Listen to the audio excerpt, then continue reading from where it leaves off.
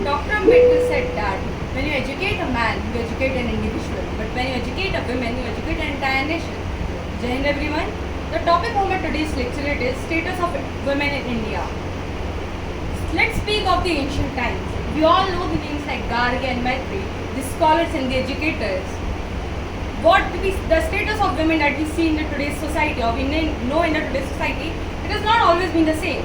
The early Vedic era used to be the golden age for the women of the India. They had the right to remarriage. They had the right to choose their own partner. They had the right to education, own the property, and many more. But as the time progressed, the later Vedic era and the scriptures like Manusmriti were published, the status of women started degrading over the time. Speaking of the time of the later Vedic era, when the women were stopped from owning the rights to own the property, or the remarriage, widow remarriage started being a taboo, or the practice of sati started, the status of women started declining. Gradually, in the medieval age, the Parda system, or the sati. But it has not always been like this. And moreover, the government is also taking steps for its prevention, like the Widow Remarriage Act by the Raja Rammohun Roy, or the prevention of sati before the Britishers, and even after the Britishers in the today's era, like the government initiatives like Beti Bachao Beti Padhao, the Dowry Prevention Act of the 1961, the Triple Talaq Act, and the Hindu Code Bill, which allows the women to own the properties of the parents equivalent to that of their sons.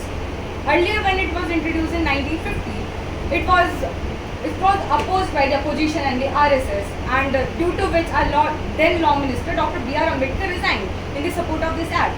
But today we see the situation are changing gradually. Women have started taking the equal participation in all the scenarios in the world. Like be it politics, we know the names of leaders like Indira Gandhi, or our current president Draupadi Murmu.